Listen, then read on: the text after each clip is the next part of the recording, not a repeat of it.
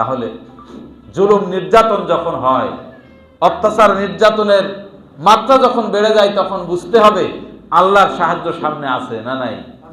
আছে না নাই? আছে। প্রমাণ হয়েছে না হয়নি? প্রমাণ হয়েছে। বিশ্বনবী অত্যাচার নির্যাতন সহ্য করলেন। এরপরে আল্লাহর পক্ষ থেকে মেসেজ আসলো। জিবরাইল আলাইহিস সালাতু ওয়াস সালাম আল্লাহর হাবিবকে নিয়ে প্রথমে কি করলেন? ওপেন হার্ট সার্জারি করলেন। আমরা যে বলি সিনাসাক করেছে, সিনাসাকটা হচ্ছে ওপেন হার্ট সার্জারি করা। তার কল্পটাকে ধুয়ে মুছে পরিষ্কার করে আবার যথাস্থানে স্থাপন করে দিলেন। সুবহানাল্লাহ।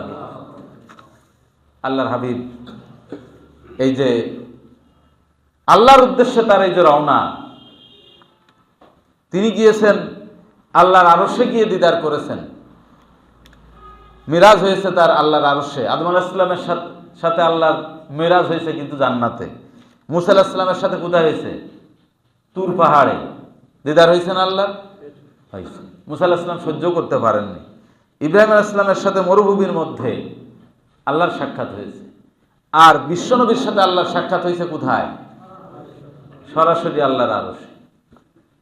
সেখানে গিয়ে আল্লাহর সাথে তার কথাবার্তা, তার আলাপ আলোচনা